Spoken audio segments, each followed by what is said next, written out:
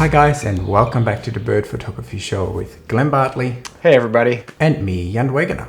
I recently picked up a new lens, and of course I went to my go-to store, Camera Canada, and they gave me fantastic price, the best price I could find. And not only that, when the box arrived, it arrived with a chocolate bar and a calendar in it. So great service. These guys are my go-to, and if you're in North America, I definitely recommend checking out Camera Canada for your camera purchases. That actually sounds pretty amazing, and if you guys want to get a special deal as well, you can head over to their website and use the promo code BirdPhotoShow to get yourself a great deal. After an unfortunate break of almost 4 months where we couldn't really film, we're back to filming actual episodes in 2023 now. And even though I was sick for such a long time, we still managed to actually catch up in Australia after you did a big trip to Papua New Guinea for I think like a whole month. It's definitely great to be back in the studio filming episodes together, and I'm really happy that your health is on the right track now, so that's awesome. I had a pretty wild and crazy trip to Papua New Guinea back in September. It was a really good trip. It was a very challenging trip, but overall it was a great experience, and I got some shots that I'm really happy of. So how can we imagine shooting there? Is it like South America where a lot of things come to like a bird feeder, or is it more in the field photography? Did you actually get some birds of paradise? It is definitely not like shooting in South America. Of all the sites that I went to, there was really only one place that had feeders of any kind that were feeding birds. It was this enormous table where they would put food out. Birds were so used to be able to go wherever they want, so it was a real challenge to have these unbelievable ribbon-tailed astrapias coming down to a fruit feeder, and these brown sicklebills coming to the fruit feeder is pretty crazy. And that's actually where I started the trip, was at this site. So it was nice to get some really cool shots right out of the gate. After that though, every single thing was in the field. Very, very challenging shoot. And I think people like to eat a lot of birds in Papua as well, so that probably doesn't help with the birds being very happy to see humans. I'll never get this visual out of my mind. You know, we were driving on our little bus between sites, and I see this guy on the side of the road. He'd obviously just killed this bird of paradise, and he's holding it up for sale. You know, like, anybody want to buy this bird of paradise? And it's like, I'm not judging. Like, when you have to eat, everybody's got to eat, and there's not a lot of options.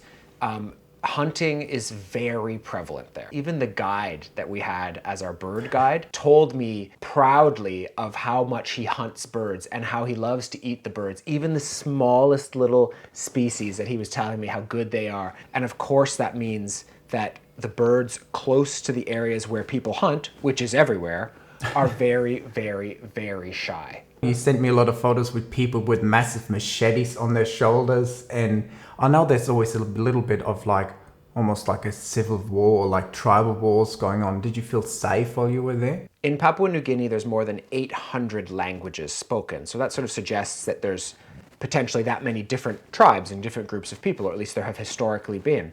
And some of them don't get along very well. In some areas, we had to have sort of like a military escort with us, like guys with some serious machine guns. That was all fine, but the one point when we had to return from this one area that's kind of historically been a bit tumultuous, our military escort didn't show up. So we had to navigate this road, and of course it turned out that there had been quite a conflict between two groups probably the night before or hours before we got there.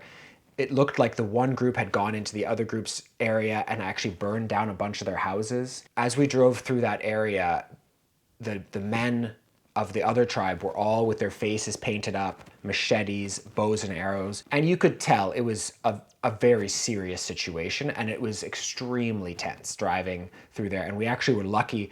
You know, I don't think there would have been any hostility towards us, but it was still very scary. I was very happy to see a military vehicle approaching us, and we flagged him down and asked them to escort us out of that area, because it just was someplace you really didn't want to be. Well, Glenn, as you always like to say, this is the bird photography show. So why don't you run us through some of your favorite images? One of my favorite birds was not a bird of paradise, but is this amazing flame bowerbird. And I was just really hoping there would be an active bower that we could visit. And sure enough, there was. We got super lucky. The locals from that area had built a little hide, and it was fantastic to go and see that bird displaying. The King of Saxony bird of paradise is super cool. Unfortunately, didn't get great shots of him. Another one we saw at a display site was the lesser bird of paradise, which despite its name is a spectacular bird. The reality with the birds of paradise is everybody sees this footage and thinks that you're just going to show up there and walk into a hide and the bird's going to be right in front of you. And that could happen. But a lot of it is very like time dependent, and is it in a spot that you can actually get great shots or not?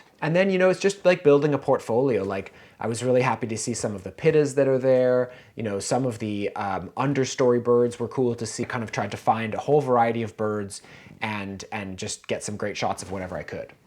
Would you go back, or do you feel like you need a bit of a break, or you actually one and done with Papua? I think if I was going to go back to that area, I would definitely go to West Papua. By all accounts, it's much easier there.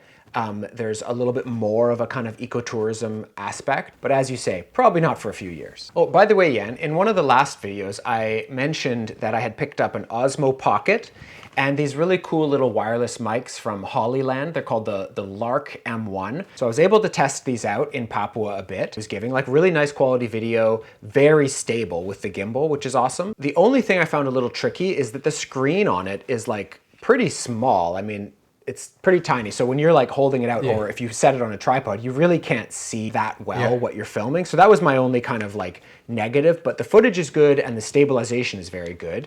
And yeah, the mics I felt like worked great. And I really like this little case that they come in because you can put 2 receivers, 1 transmitter, and it charges them as you go. I was hoping we could use them and film a bunch of content while I was in Australia, but somebody let the team down.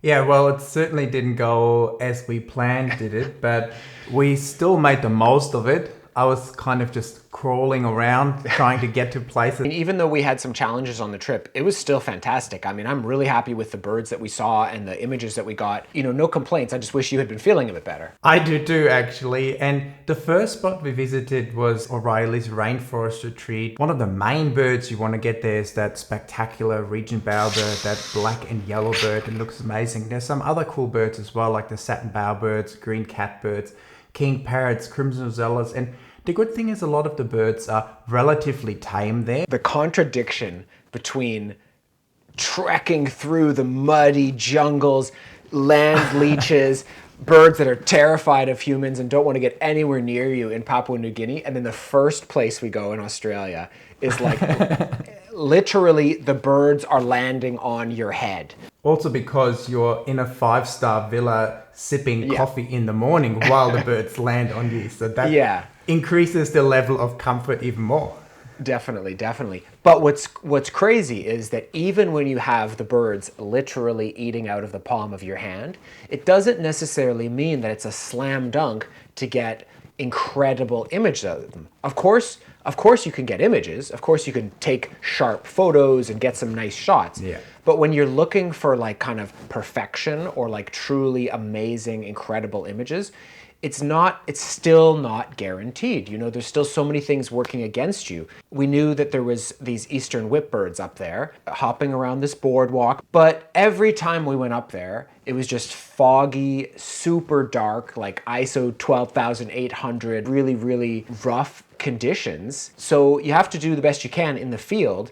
And of course, as we always say on this show, you have to learn how to process your images really well. And if you don't do that, you're never going to get the best results. And in fact, you're probably just going to walk away from those shots and go home with nothing. I mean, looking at this image, this is really a crazy example where, first of all, using the PROSETS gave you a good starting point to go from this weird, hazy, noisy raw file to an actually decent starting point, and then editing it in Photoshop with the workflows that we teach in my masterclass and your ebooks really helped it to actually go from an image that's almost unusable to a really nice looking final image. And if you guys want to learn all about our PROSETS that help you with just one click to transform your raw files just like Glenn's, make sure to check them out in the description, and also check out my masterclass and Glenn's ebooks. We know they will help you for sure.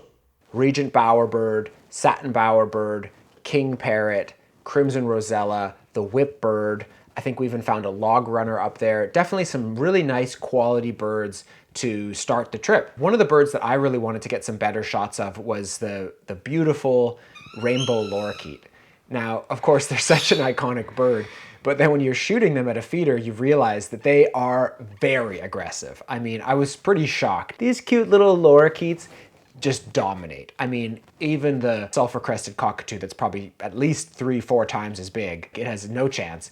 They're super, super, super aggressive birds. Yeah, so while you think they're pretty cute and you want to photograph them, after about half an hour, you start to feel like, oh, it'd be nice if they actually let some other birds sit anywhere as Any well. other bird get within 10 meters of the feeder. Yeah, they were not only aggressive like individually, but there'd be like a pair of them, and they clearly were like working together to dominate the feeder. They're mean little guys. Ever since I was able to photograph those amazing Victoria's rifle birds in far north Queensland, also really wanted to photograph some of the other birds of paradise in Australia. There's also the elusive paradise rifle bird that actually lives right around the Gold Coast area, but there was never any spots where you could get any photos. And then, as I always do, I'm in some Facebook groups and someone posts like a photo of one on a perch right above a feeder. So I'm like, oh my God, try to look it all up, and I found a spot. It was not an easy spot, but it was really nice because there's a few of those birds coming in, and with a bit of trickery and convincing, we managed to get some shots in the end. Right when we got there, we saw one, and it was like, oh wow, okay, yeah, this is gonna be great. We're gonna nail these guys. And then you don't see that bird for like 8 hours. It doesn't come back till sort of the evening feeding session, goes straight to the tray, grabs something, flies off, and you're like, okay, day one down, didn't get any shots. That was fun. That was fun, yep. So it sort of teased us initially, and we had to kind of figure out how we could ultimately, when they were around, try to get them up onto our perch, because we had a fantastic couple of perches set up. Yeah. And it was just a question of really using our skill and our past experiences again to figure out how to get them to want to land on the perch before going to what they really wanted to go to, which was the food, and giving us at least a few seconds of the bird on the perch. I think one of the things that we did that was smart and kind of by necessity was we used shorter lenses. The birds weren't shy, but when the bird came, it allowed us to be really flexible and move around. Yeah. And not be tied to like a big lens on a tripod. We probably took 2,000, 3,000, 4,000 photos over a few days, and there was probably maybe 5 that were okay. You don't need 50 great shots of a bird. You really only need one, or at the most a handful, and we definitely got that. The noisy pitter was one bird that you really wanted to get. Sure enough, one afternoon I heard one that didn't sound that far away. We managed to get in there. It wasn't too far, so we were able to get you in there as well and set up some cool perches in an area that we thought we had a good chance that it might jump up on.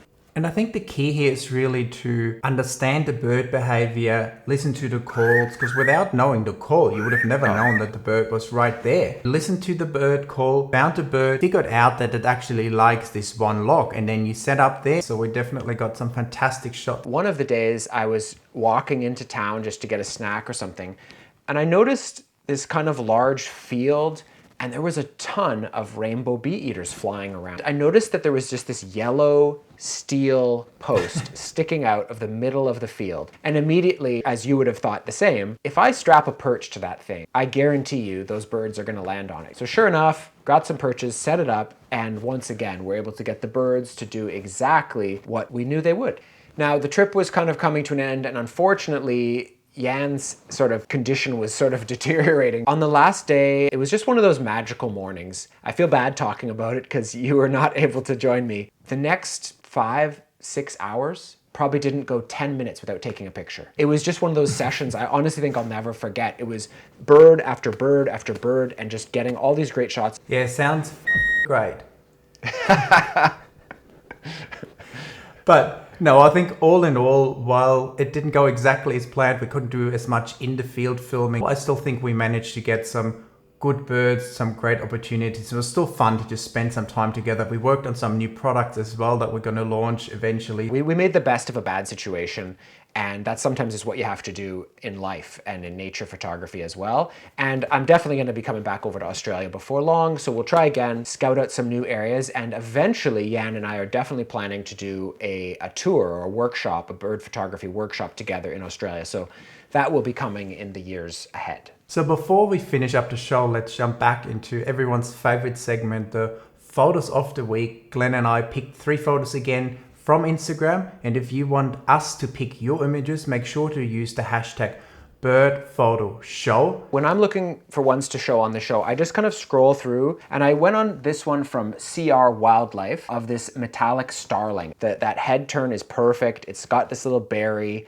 and that red eye is just really standing out. The background is really nice. The only thing that I would say, I don't know if you would agree, Jan, is I wouldn't mind if the bird was a bit higher and a bit further to the right in the frame. You could think about cloning out the leaves that have all the dark shadow behind them right around the belly to separate the bird a bit more. Overall, it's a really nice shot. The one image that stood out to me the most this week was this shot of this pteric sandpiper. I thought it was just really nice. It's a great pose with the wings up, amazing low angle. So photo reefer must have been right down there in the mud, getting really low. All around, I think a fantastic image with great light, an amazing pose, and a really nice low angle. And there's really nothing I would change about it. What really makes it is the turn of the head, because you get that eye contact. If he was just looking straight, that would take away like 50% of the quality of the image. It's that little bit of a turn that really makes it. So the second image that I've brought for us is from Kin L Fong. It's of this really beautiful chestnut-naped forktail. I can just kind of imagine being along this river or something somewhere and having this little bird hop along. And you could even consider playing around with that sort of background rock and